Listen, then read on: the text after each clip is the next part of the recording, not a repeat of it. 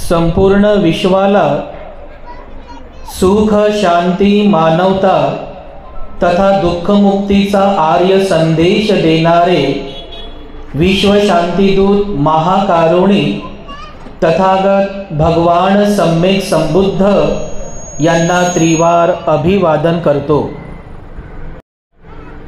तथागतांनी समग्र मानवजातीच्या दुःखमुक्तीसाठी उपदेशिलेला महान सद्धम्म अर्थात बौद्ध धम्म तथा या सद्धम्माचा अविरतपणे प्रचार आणि प्रसार करणारा तथागतांद्वारा स्थापित सदा पूजनीय भिक्खू संघ, या पूजनीय भिक्खू संघाला त्रिवार अभिवादन करतो।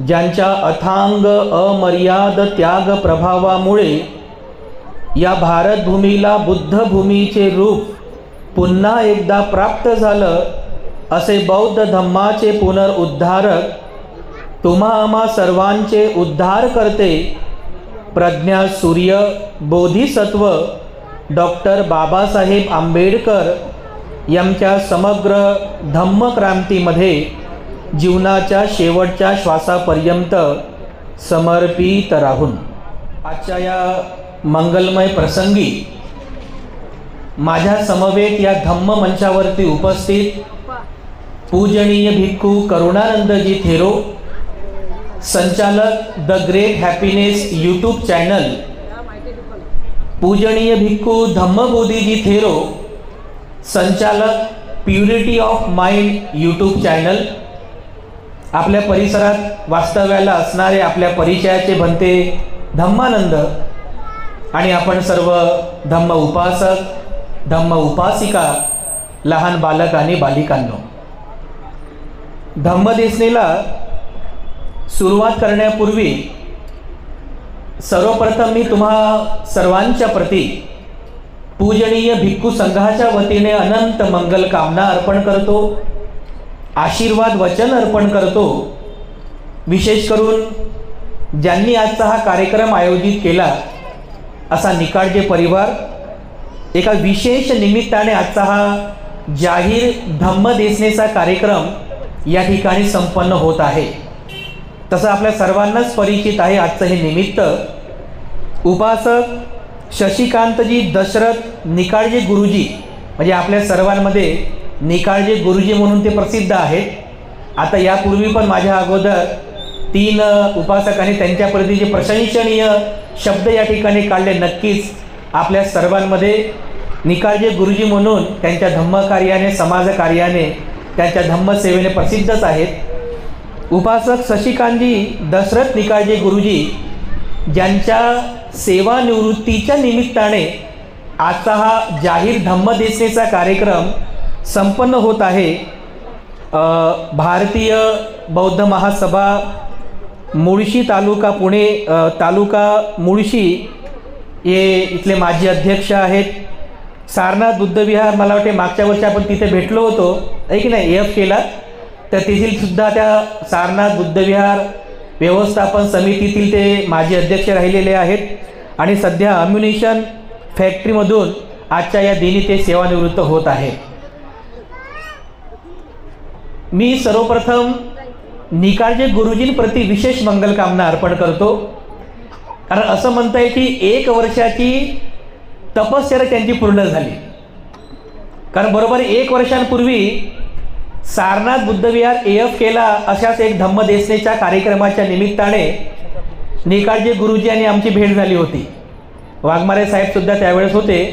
त्यावेळेस त्यांनी आम्हाला सांगितलं होतं की भंते पुढील वर्षी मी रिटायर होतोय, तर रिटायरमेंटच्या निमित्ताने धम्मदेसनेचा कार्यक्रम ठेवायचा आहे, कारण रिटायरमेंटचा जो आनंद आहे हा आनंद मला माझ्यापुरता सीमित ठेवायचा नाही आहे, किंबहुना माझ्या परिवारापुरता सुद्धा सीमित ठेवायचा नाही आहे। माझा हा आनंद मला माझ्या समाज बांधवांसोबत साजरा करायचा आहे, पुण्यकर्म करून साजरा करायचा आहे। तर आज बघा हे पुण्य त्यांच्या पदरी आलं, त्यांच्यामुळे तुम्हाला सुद्धा हे पुण्य प्राप्त करण्याची संधी उपलब्ध झाली।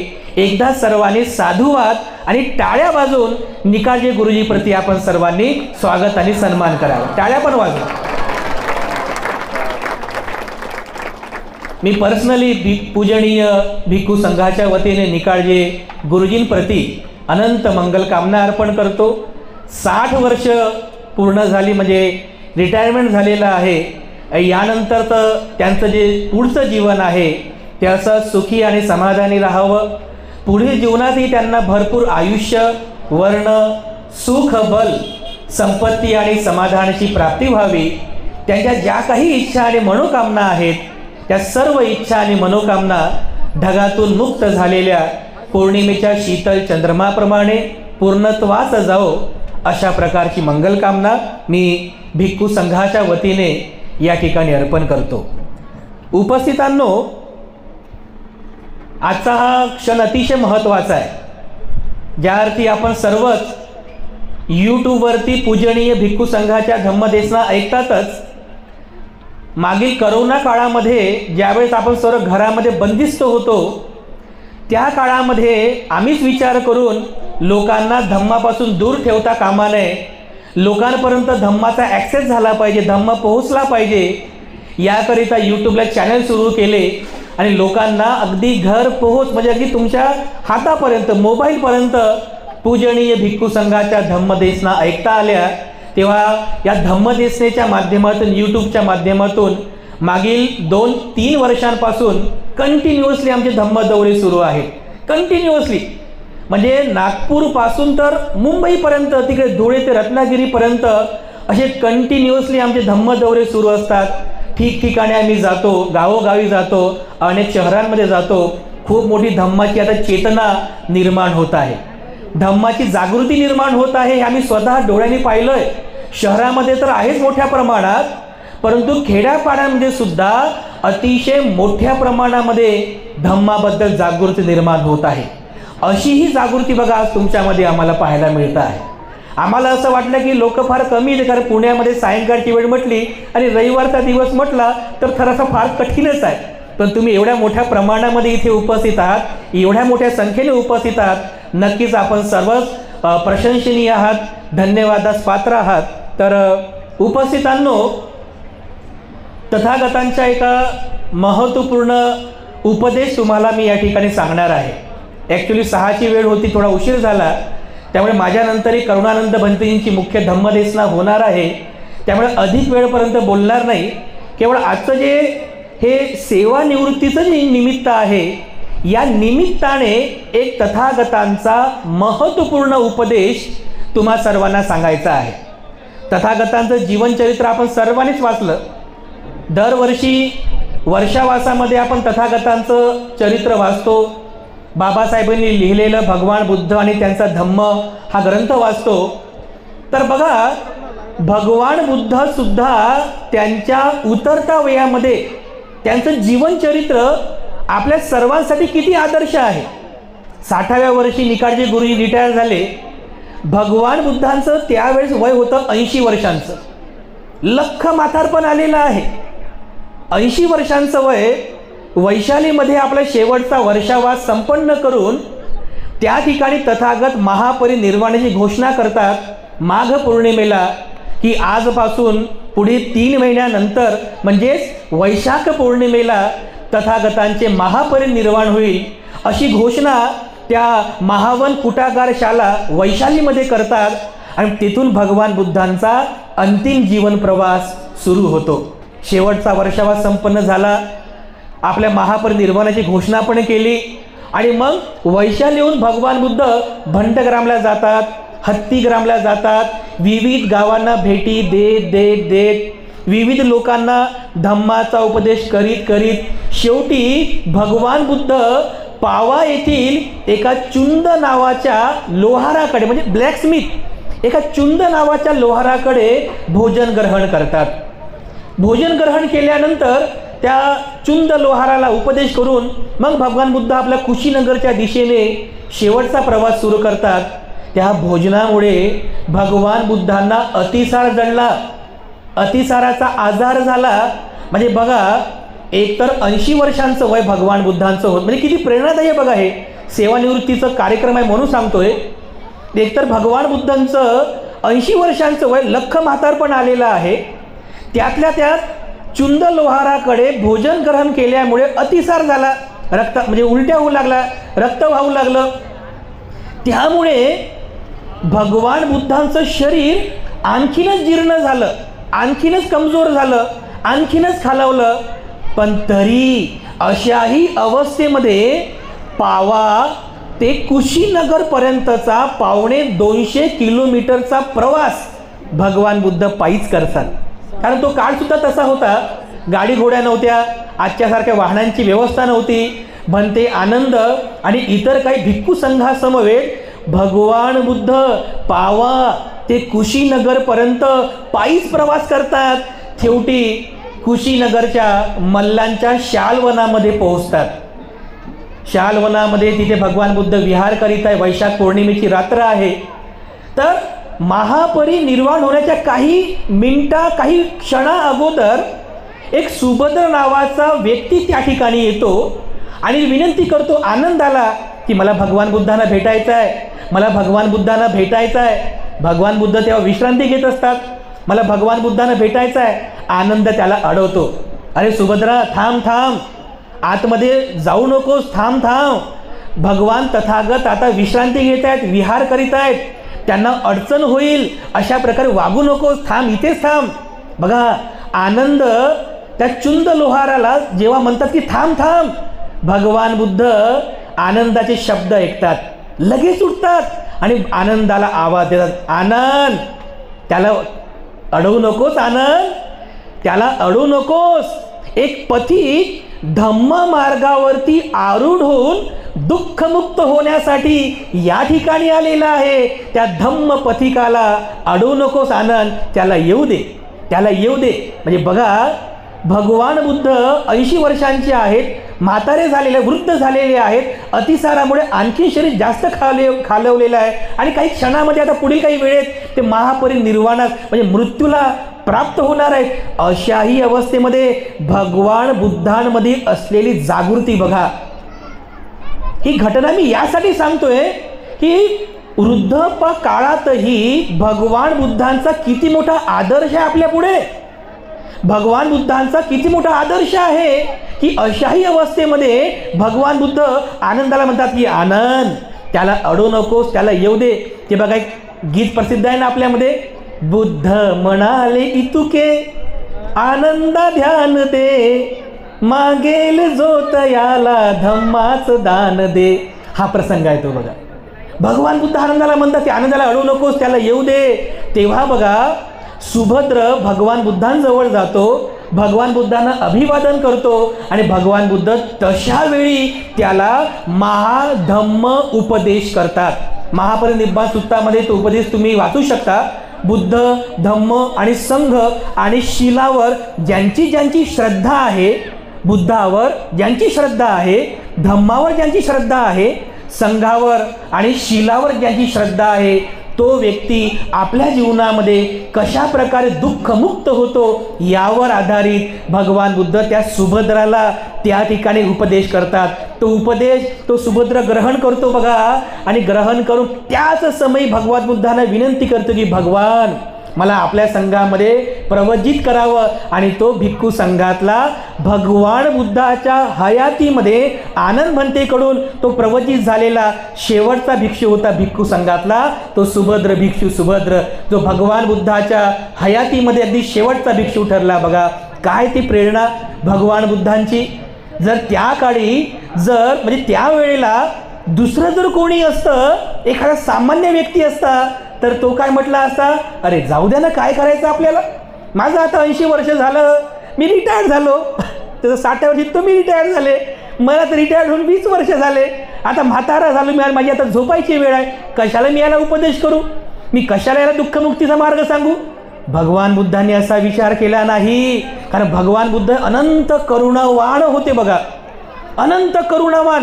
जेव्हा जेव्हा भगवान बुद्धांनी एखाद्या दुःखी जनाला पाहिलं, एखाद्या शोकी व्यक्तीला पाहिलं, रोगी व्यक्तीला पाहिलं, भगवान बुद्धांच्या मनामध्ये अनंत करुणा उत्पन्न होत असे, अनंत करुणा. अरे हा माणूस किती दुःखी आहे बिचारा, याचं दुःख दूर झालं पाहिजे, ही करुणा होती भगवान बुद्धाच्या मनामध्ये. अरे हा माणूस किती शोकित आहे, याचा शोक दूर झाला पाहिजे, ही होती भगवान बुद्धाची करुणा. अरे हा माणूस किती आजारी आहे, रोगी आहे, अरे बिचाऱ्याचा हे रोग दूर झाला पाहिजे, ही भगवान बुद्धाची करुणा होती. म्हणून तर आपण भगवान बुद्धांना महाकारुणिक म्हणतो. किती हो करुणा उत्पन्न केली भगवान बुद्धांनी. जेव्हा भगवान बुद्धाच्या चित्तामध्ये हा विषाद योग उत्पन्न झाला बुद्ध गईला, की मी धम्माचा उपदेश करू किंवा करायचा नाही, हा धम्म मी लोकांना सांगावा की सांगू नये, तर बघा हा विषाद योग आहे, द्वंद्व मानसिकता आहे. पण जेव्हा भगवान बुद्ध या जनतेकडे पाहतात, तर भगवान बुद्ध पाहतात, अरे हे जे लोक आहे, ही जनता आहे, ही जनता अत्यंत दुःखी आहे बिचारी. ह्या लोकांना दुःख माहीत नाही आहे, ह्या लोकांना दुःखाची कारणं माहीत नाही, त्याचा निरोध माहीत नाही, पटीपदा माहीत नाही आहे. बिचारे लोक जीवनाबद्दल अज्ञानी आहेत, जीवनाबद्दल सत्य माहीत नाही आहे. ह्या लोकांचं दुःख दूर झालं पाहिजे. ह्या लोकांप्रती अनंत करुणा भगवान बुद्धाने उत्पन्न केली. आणि त्याच तर करुणा भावनेमुळे भगवान बुद्ध गया ते सारनाथपर्यंत 250 किलोमीटरचा प्रवास करतात. हो, पायी प्रवास करतात. कशामुळं? करुणा भावनेमुळं. ही करुणा आहे बघा. तर बुद्धामधली करुणा आपल्यामध्ये पण असली पाहिजे. ही करुणा आहे दुःखी पीडित लोकांबद्दल. जरी म्हातारपण आलं असेल तरी माणूस जर करुणा उत्पन्न करेल ना, म्हातारपण कधीच अडचण येऊ देत नाही. तुम्ही समाजसेवेचं जर व्रत हाती घेतलं असेल, कधीच तुमचं म्हातारपण, तुमचं आजारपण कधी पुढे येणार नाही, कधी अडचणी उत्पन्न होणार नाही.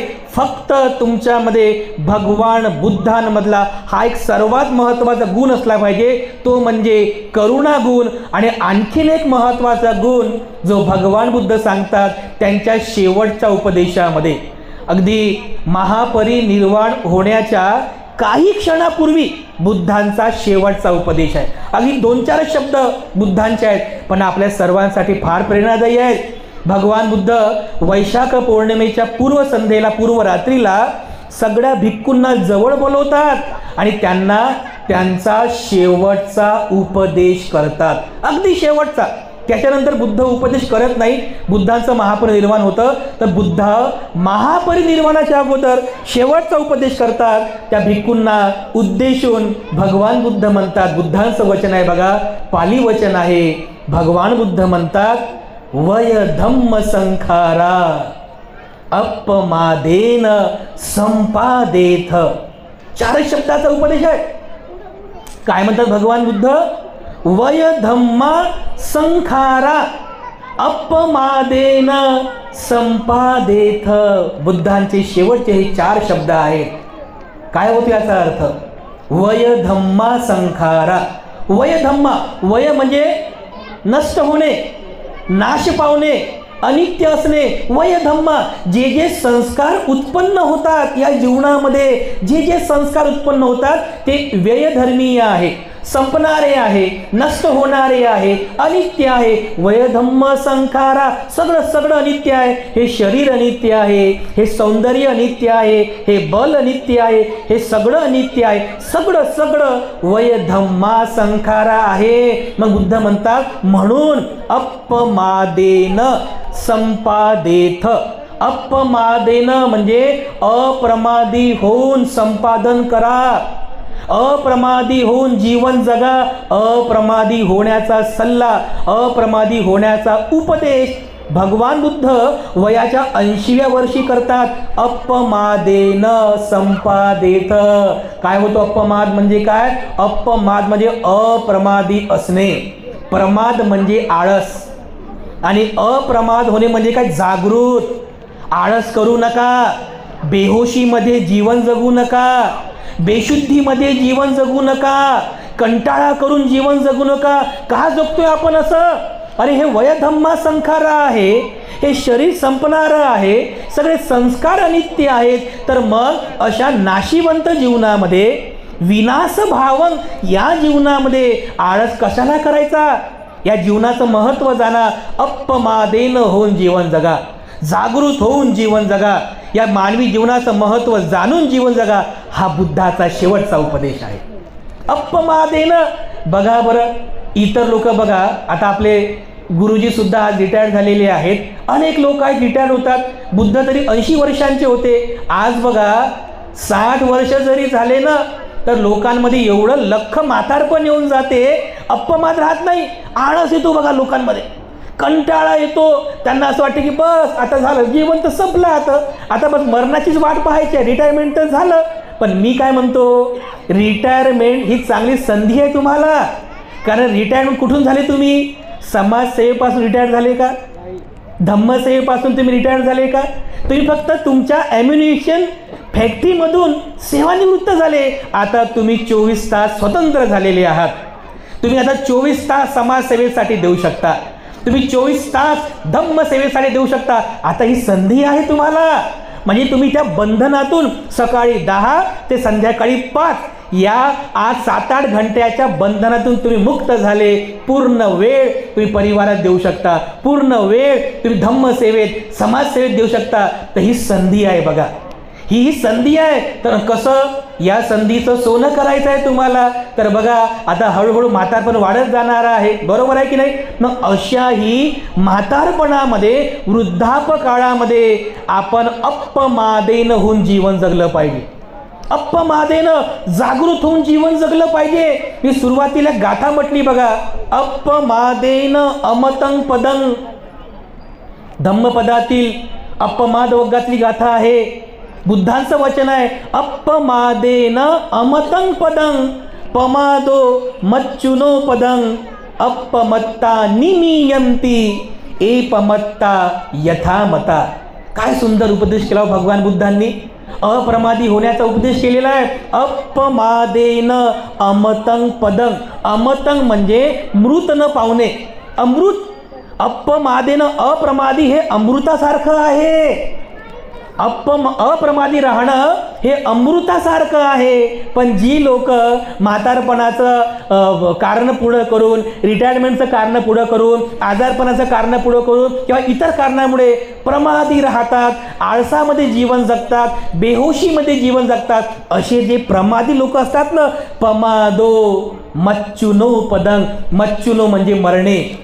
जी लोक प्रमादी आहेत ते मरणासमान आहे, जिवंत असूनही मेल्यासारखी आहेत. जे लोक आळशी आहेत ते लोक जिवंत असूनही मच्चुनो पदं मृत्यूसारखे आहेत. जे लोक बेहोशी जीवन जगतात, जे लोक बेशुद्धी जीवन जगतात, या जीवनाचा अर्थ जाणत नाही. बुद्ध म्हणतात पमादो, असे जे प्रमादी लोक आहेत, मच्चुनो पदं जिवंत असूनही मेल्यासारखे आहेत. पण जे लोक अप्रमादी आहेत, या मानवी जीवनाचं महत्त्व जाणतात, जागृत होऊन जीवन जगतात, अप्रमादी होऊन जीवन जगतात, ती लोक मेल्यानंतरही जिवंत राहतात. हा बुद्धांचा उपदेश आहे. पुढे म्हणतात अपमत्ता निमीयंती. अप्रमादी लोक निमीयंती कधीच मरत नसतात. अपमादी लोक कधी मरत नाही. एपमत्ता यथामता. परंतु जे प्रमादी लोक आहेत ते लोक जिवंत असूनही मेल्यासारखे आहेत. बघा किती महत्त्वाचा उपदेश आहे बघा. भगवान बुद्धाचा स्वतः तो आदर्श आहे, अपमादी होऊन जीवन जगणं. म्हणून बांधवांनो, एक गोष्ट खूप चांगल्या प्रकारे लक्षात ठेवा. ज्या अर्थी आपला जो आदर्श आहे भगवान बुद्ध, ते जर वयाच्या 80व्या वर्षी अप्रमादी राहू शकतात, वयाच्या वृद्धापकाळात अप्रमादी राहू शकतात, आजारपणातही अप्रमादी राहतात, मग त्यांचा आदर्श आपण का घेऊ नये? हे तर 60च वर्ष आहे, अजून तर तुम्हाला भरपूर जीवन जगायचं आहे की नाही? पण प्रमादी होऊन नाही, अपमादी होऊन तुम्ही जीवन जगावं, जागृत होऊन जीवन जगावं. कारण जीवनाचा आनंद यामध्ये आहे बघा. म्हणून बघा, जेव्हा तुम्ही त्रिशरण पंचशील ग्रहण करताना, जसं आता तुम्ही त्रिशरण पंचशील ग्रहण केलं, तर त्रिशरण पंचशील ग्रहण केल्यानंतर भंतेजी शेवटी एक संकल्प देत असतात तुम्हाला. शेवटी काय म्हणतात भंतेजी? तिसरणेन सद्धिं पंचशीलं धम्मं साधुकं सुरक्षितं कत्वा अपमादेन संपादेत. म्हणतात की नाही? मग तुम्ही काय म्हणता? आम भंते, म्हणजे हो भंते. तुम्ही हो तर म्हटलं, कशाला हो म्हटलं तुम्ही? तुम्हाला माहिती आहे का या ओळीचा अर्थ काय होतो? त्या ओळीचा अर्थ माहीत नाही, फक्त भंतेजी म्हणतात आणि आपल्याला आम भंते म्हणायचं असते, एवढंच माहीत आहे.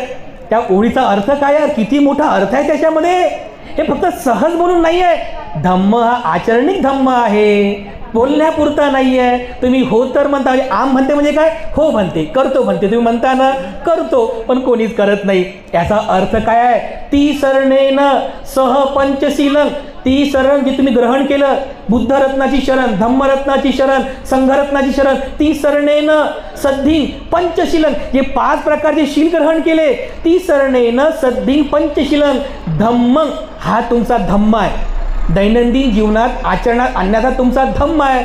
धम्म साधुकं सुरक्षितं, साधुकं म्हणजे चांगल्या प्रकारे, सुरक्षितं त्याची सुरक्षा करायची आहे तुम्हाला. पण कशी सुरक्षा करणार, झोपून, आळस करून, बेहोशी जीवन जगून नाही हो, अशी सुरक्षा नाही करताय शिलाची.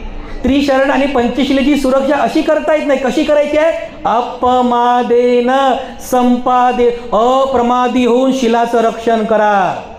जागृत होऊन तुम्ही तुमच्या शिलाचं रक्षण करा. आणि तुम्ही काय म्हणता, हो म्हणते, आणि घडीकडे पाहता 10:30 वाजले. आता किती उशीर झाला, आता झोप येत आहे, प्रमाद उत्पन्न होत आहे, जाऊन झोपतो मी, आहे की नाही, होतो म्हणतो आपण, पण त्याचा अर्थ माहीत नाही. बांधवांनो, याच्यामध्ये खूप मोठा भावार्थ आहे बघा. आपण हा भावार्थ समजून घेतला पाहिजे. कारण त्रिशरण आणि पंचशील हा तुम्हा गृहस्थ लोकांचा, तुम्हा उपासक आणि उपासिकांचा दैनंदिन जीवन जगण्याचा मार्ग आहे. मग या मार्गाला आळसामध्ये तुम्ही कसं आत्मसात कराल, आळस करून कसं कराल, कंटाळा करून कसं कराल. बोधिसत्व डॉक्टर बाबासाहेब आंबेडकरांनी जर असंच आळस केला असता तर भारताचं संविधान लिहिलं असतं का बाबासाहेबांनी. बोधिसत्व डॉक्टर बाबासाहेब आंबेडकरांनी जर असंच प्रमाद केला असता, आळस केला असता, तर बौद्ध धर्माची दीक्षा घेतली असती का बाबासाहेबांनी. बाबासाहेबांचं तर संपूर्ण जीवनच त्यागात गेलेलं आहे. बाबासाहेबाचं संपूर्ण जीवनच चंदनाच्या झाडाप्रमाणे झिजलेलं आहे. पण बाबासाहेबाचं तारुण्य नक्कीच प्रेरणादायी आहे. बाबासाहेबाचं विद्यार्थी जीवन सुद्धा प्रेरणादायी आहे. परंतु बाबासाहेबाचं म्हातारपण सुद्धा प्रेरणादायी आहे आपल्या सर्वांसाठी. म्हातारपण बघा बाबासाहेबांचं, वयाच्या 60 पासून, म्हणजे तुमचं जे आजचं वय आहे त्या 60व्या वर्षी बाबासाहेब आंबेडकर भारताचं संविधान लिहितात. हो, किती आश्चर्य आहे. बाबासाहेबांच्या जागी तर दुसरा असता, होते बाकीचे 6-7 जण, कोणी मरण पावलं, कोणी म्हातारं होतं, कोणी वृद्ध होतं, कोणी आजारी पडलं, कोणी दिल्लीपासून दूर राहायचं, व सगळा बोझा बाबासाहेबांवरती पडला. कोणत्या वयात, किती वय होतं बाबासाहेब तेव्हा, 60 वर्षाचं वय होतं ना. मग बाबासाहेबांनी असा विचार केला असता, अरे मला काय करायचं, हे भारतातले लोक जन्मतात, त्यांच्या कर्माने दुःखी होतात, सुखी होतात, मरतात, मला काय करायचं, माझा तर आता 60 वर्ष झालो मी रिटायर्ड, मला नाही लिहायचं संविधान, मी जाऊन मस्तपैकी आराम करू. असं जर बाबासाहेबांनी विचार केला असता तर बाबासाहेब झाले असते का हो. नाही, बाबासाहेबांनी असा बिलकुल विचार केला नाही. आपल्या म्हातारपणाचा विचार केला नाही, आपल्या वृद्धाप काळाचा विचार केला नाही. एवढंच काय, तर बाबासाहेबांना त्या वयात डायबेटीज झाली होती. बाबासाहेबांना थायरॉईडचा पण आजार होता. त्यांच्या दुसऱ्या पत्नी शारदाताई त्यांना इंजेक्शन द्यायच्या दरवेळेस, त्यांची काळजी घेत होते थायरॉईडमुळे. एवढंच काय, बाबासाहेबांची कंबर सुद्धा दुखायची बघा. कारण 18 तास बाबासाहेब बसले होते ना अभ्यासाला, तेव्हापासून तर बाबासाहेबांना आजार होता. बाबासाहेबांची कंबर सुद्धा बॅकबोन दुखायचा. एवढं असूनही बघा, बाबासाहेबांनी वयाच्या 60व्या वर्षी, जे रिटायरमेंटचं वय असते, त्या वयात बाबासाहेबांनी भारताचं संविधान लिहिलं ना हो. आणि संविधान लिहिलं पण कसं, असं पाहायचं, असं लिहायचं होतं का, नाही. कितीतरी पुस्तकं वाचली, हजारो पुस्तकं वाचली, हजारो डिबेट्स केले. बघा तुम्ही राईट अँड स्पीचेसमध्ये वाचा, हजारो डिबेट्स केले, वादविवाद केला, प्रत्येक कलमावर चर्चा केली, पुस्तकं वाचले. अमेरिकेचं संविधान असू द्या, लंडनचं, सगळे कायदा वाचला आणि भारताचं संविधान लिहिलं बघा. आणि वयाच्या 60व्या वर्षी बाबासाहेब आंबेडकरांनी हेच भारताचं संविधान तेवढं जागृतपूर्वक आनंदाने या संविधान समितीला अर्पण केलं. किती मोठी प्रेरणा आहे बघा आपल्याला. ही प्रेरणा बाबासाहेबांकडून आपण घेतली पाहिजे. इथे करुणा मूर्ती होते बाबासाहेब. जशी करुणा भगवान बुद्धांमध्ये होती, एवढीच करुणा बाबासाहेबांमध्ये पण होती ना.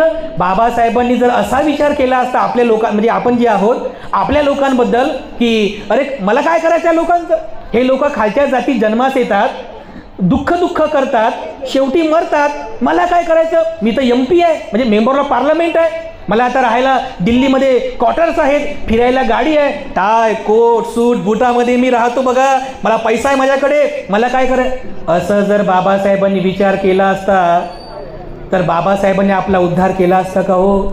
सर्व जीवन समर्पित करून टाकलं बघा बाबासाहेबांनी. किती करुणामूर्ती बाबासाहेब, एवढी करुणा उत्पन्न केली बाबासाहेबांनी आपल्याच प्रती काय, या देशातल्या SC ST OBC VJNT DNT SSD minority सगळ्या भारतीय लोकांप्रती बाबासाहेबांनी अनंत करुणा उत्पन्न केली. म्हणून तर बाबासाहेबांनी तेवढ्या धैर्याने भारताचं संविधान लिहिलं हो. वयाच्या 60व्या वर्षी विचार केला नाही बाबासाहेबांनी, झालो मी रिटायरमेंट, असा विचार केला नाही. कारण बाबासाहेबांची करुणा होती आणि बाबासाहेबांचे अपमादेन. कारण बोधिसत्वामधला तो सर्वोत्तम गुण आहे की बोधिसत्व मृत्यूच्या शेवटच्या क्षणापर्यंतही, म्हणजे अंतिम श्वासापर्यंत सुद्धा अप्रमादी राहतात. म्हणजे त्यांना माहीत असते मृत्यू येत आहे, मृत्यूला ते हसत मुखाने स्वीकार करतात. बघा किती मोठा आदर्श बाबासाहेबांचा.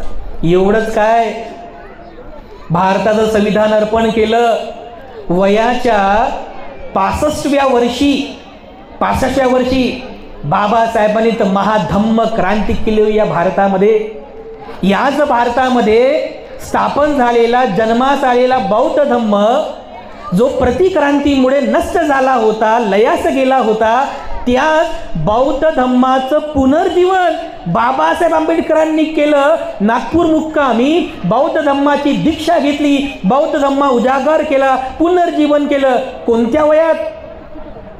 वयाच्या 65व्या वर्षी. तुम्ही वामन गोडबोले यांचं ते पुस्तक वाचा, नक्की वाचा. धम्म दीक्षेचा साधंत इतिहास नावाचं पुस्तक आहे. बाबासाहेबांचा जो धम्म दीक्षेचा इतिहास त्यामध्ये लिहिलेला आहे बघा. लख म्हातार पण आलेला आहे बघा. बाबासाहेबच्या हातामध्ये काडी आहे. बाबासाहेबांना नीटपणे चालता पण येत नाही आहे. त्या पायऱ्या हळूहळू बाबासाहेब चढत आहेत. एका बाजूला आपले एका बाजूला नानकचंद्र रत्तू आहेत, त्यांच्या खांद्याचा आधार घेऊन, दुसऱ्या बाजूला सविताताई आहेत, त्यांचा आधार घेऊन काठीने हळूहळू बाबासाहेब त्या ठिकाणी पायरीने चढत त्या स्टेजवरती येतात आणि जमलेल्या असंख्य लाखो जनसमुदायाला असं हात जोडतात. अरे काय ती प्रेरणा बाबासाहेबांची, काय ते अपमादी बाबासाहेब, काय जागृत बाबासाहेब बघा. हात जोडतात आणि तेवढ्याच श्रद्धेने, बघा 65 वर्षांचं वय आहे, तेवढ्याच श्रद्धेने हातामध्ये फूल घेतात, भगवान बुद्धांना अर्पण करतात. तेवढ्याच श्रद्धेने बाजूला बसलेल्या भदंत चंद्रमणी महातिरो यांना फुलं अर्पण करतात. असं नतमस्तक, गुडघ्यांचा प्रॉब्लेम होता, गुडघ्यावर ते बसू शकले नाही, पण असं नतमस्तक झाले, नम्र झाले. बाबासाहेबांनी भदंत चंद्रमणी महातिरो आणि भिक्खू संघाला नमस्कार केला, म्हणजे वंदन केलं. बघा किती हो श्रद्धा बाबासाहेबाची, कितीही श्रद्धा होती. आणि तेवढ्याच नम्रतेनं, तेवढ्याच श्रद्धेनं शेवटी 10 मिनिटांपर्यंत असं उभं राहून बाबासाहेब त्रिशरण आणि पंचशील ग्रहण करतात. बाबासाहेबांनी म्हटले आणा खुर्ची माझ्याकडे, मला बसू द्या. असं नाही म्हटलं बाबासाहेबांनी. काय बाबासाहेब अपमादी होते हो. 10 मिनिटं बाबासाहेब उभं राहून त्रिशरण पंचशील घेतात. त्यानंतर तरीसुद्धा बसत नाही, माईक समोर जातात आणि माईक समोर जाऊन काय म्हणतात, उपस्थितांनो, मी बौद्ध धम्माची दीक्षा घेतलेली आहे. एकदम ठणठणीत आवाज बाबासाहेबांचा.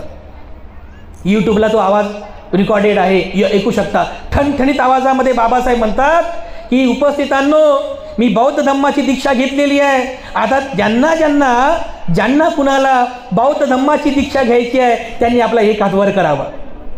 ओ लोकांचा विश्वास बघा, लोकांनी एक नाही, लोकांनी दोन्ही हात वर केले. बघा लोकांचा विश्वास, काय विश्वास होता बाबासाहेबांवर त्या पिढीचा. म्हणजे त्यावेळेस अज्ञानी लोक होते, म्हणजे अडाणी लोक होते, त्यावेळेस अशिक्षित लोक होते, पण त्यांना विश्वास होता की हे जे महामानव आहे डॉक्टर बाबासाहेब आंबेडकर, ज्या कोणत्या मार्गाने आम्हाला घेऊन जातील, ज्या कोणत्या धर्मात आम्हाला घेऊन जातील, तो धर्म नक्कीच आमचा कल्याणाचा असेल.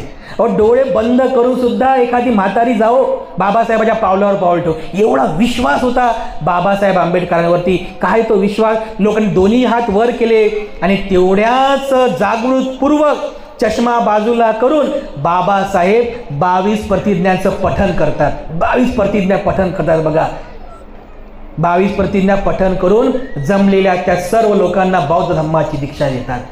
हा प्रेरणा आहे. बघा, ही प्रेरणा आहे आपल्या सर्वांसाठी. हे दोन जे महापुरुष आहेत आपल्या सर्वांसाठी प्रेरणादायी आहे. मी केवळ निकाळजे गुरुजी यांचं रिटायरमेंट होत आहे म्हणून त्यांच्या पुरताच हा उपदेश करत नाही आहे, केवळ त्यांनाच लागू पडेल याकरताही सांगत नाही आहे. आज उद्या तुम्ही सुद्धा वृद्ध होणार आहात. आज जो मुलगा 10 वर्षांचा आहे कालांतराने नोकरी वगैरे सगळं करून तो सुद्धा वृद्ध होणार आहे. जे लोक मध्यमवयी आहेत ते सुद्धा म्हातारे होतील, वृद्ध होतील, आजारी पडतील, 60 वर्षांचे होतील, सेवानिवृत्त होतील. बांधवांनो, हा उपदेश, ही प्रेरणा आपल्या सगळ्यांसाठी आहे की जेवढ्या अपमादेनं अप्रमादी होऊन भगवान बुद्ध जीवन जगले, जेवढे अप्रमादी होऊन डॉक्टर बाबासाहेब आंबेडकर जीवन जगले, तेवढे अप्रमादी होऊन तुम्ही जीवन जगा. आपलं हे मूल्यवान जीवन आहे बांधवांनो. हे मानवी जीवन फार मूल्यवान आहे, कारण या मानवी जीवनाचं तोलीचं मूल्य दुसरं कोणतंच जीवन नाही आहे. कारण याच तर मानवी जीवनामध्ये आपण शीलपालन करू शकतो. भगवान बुद्धांनी सांगितलं मूल्यवान जीवन आहे. या पृथ्वीवर जन्मास येणाऱ्या सर्व प्रकारचे जीव जंतू पशु प्राणी या सर्वांमध्ये मनुष्य जीवन सर्वश्रेष्ठ आहे. कारण या मनुष्य जीवनामध्ये आपण शील पालन करू शकतो की नाही? या मनुष्य जीवनामध्ये आपण दान पुण्य करू शकतो. या मनुष्य जीवनामध्ये आपण ध्यान करू शकतो. या मनुष्य जीवनामध्ये सदुपयोग करून, या मनाचा सदुपयोग करून आपण जीवनातील सर्व प्रकारच्या दुःखातून मुक्त होऊ शकतो. एवढं हे मानवी जीवन सर्वश्रेष्ठ आहे. मग जेवढं सर्वश्रेष्ठ मानवी जीवन आपल्याला प्राप्त झालेलं आहे त्यातल्या त्यात तथागतांचा मार्ग आपल्याला मिळालेला आहे. किती आपण लोक पुण्यवान आहोत. भाग्य तर मानत नाही आपण पुण्य मानतो. तथागताचा सद्धम्म आपल्याला मिळालेला आहे. बाबासाहेबांचा आदर्श आपल्या समोर आहे. तर मला सांगा, आपण या सगळ्या गोष्टींची प्रेरणा घेऊन अप्रमादी होऊन जीवन का जगू नये? अपमादेन संपादेत हा उपदेश भगवान बुद्धांचा आहे, जो आपल्या सर्वांसाठी फार कल्याणाचा आहे, सुखाचा आहे. म्हणून उपस्थितांनो, आपण सर्वांनी खूप जागृतपूर्वक जीवन जगावं, स्मृतिमान होऊन जीवन जगावं. या मानवी जीवनाचं महत्त्व जाणून आपण आपलं जीवन जगावं. कारण हे मानवी जीवन पुन्हा पुन्हा मिळत नाही. या मानवी जीवनाचं महत्त्व जाणा. या मानवी जीवनाचा सदुपयोग करा. धम्मसेवेमध्ये आपलं जीवन गेलं पाहिजे. दुसऱ्याच्या कामी आपण पडलो पाहिजे. समाजसेवेमध्ये आपलं जीवन गेलं पाहिजे. कोणाचं अश्रू पुसणारे आपण बनलो पाहिजे. कोणाचं दुःख दूर करणारे आपण बनलो पाहिजे. परिवाराची सेवा करणारे आपण बनलो पाहिजे. अत्यंत श्रद्धावान जसे बाबासाहेब होते, बुद्ध धम्म आणि संघावर श्रद्धा ठेवणारे आपण बनलो पाहिजे. आपण शीलवान, गुणवान, दानशूर बनलो पाहिजे. हे आपल्या जीवनाचं महत् फल आहे. यामध्ये आपल्या सर्वांचं सुख आहे. मी तथागतांच्या या उपदेशासोबतच पुनश्च एकदा आपल्या सर्वांप्रती मंगल कामना अर्पण करतो. विशेष करून ज्यांचं रिटायरमेंटच्या निमित्ताने आजचा हा धम्मसंस्काराचा कार्यक्रम या ठिकाणी संपन्न होत आहे, असे आमचे निकाळजे गुरुजी, उपासक पूर्ण नाव उपासक शशिकांतजी दशरथ निकाळजे गुरुजी, त्यांच्या पुढील जीवनाकरिता भरपूर शुभेच्छा अर्पण करतो, मंगलकामना अर्पण करतो. आपल्या ज्या काही इच्छा आणि मनोकामना आहेत त्या सर्व इच्छा आणि मनोकामना ढगातून मुक्त झालेल्या पौर्णिमेच्या शीतल चंद्रमाप्रमाणे पूर्णत्वास जाओ. आपल्याला निरोगी दीर्घायुष्याचा लाभ हो, अशी मंगलकामना अर्पण करतो आणि वेळेअभावी या ठिकाणी थांबतो. सर्वांचं मंगल हो, सर्वांचं मंगल हो.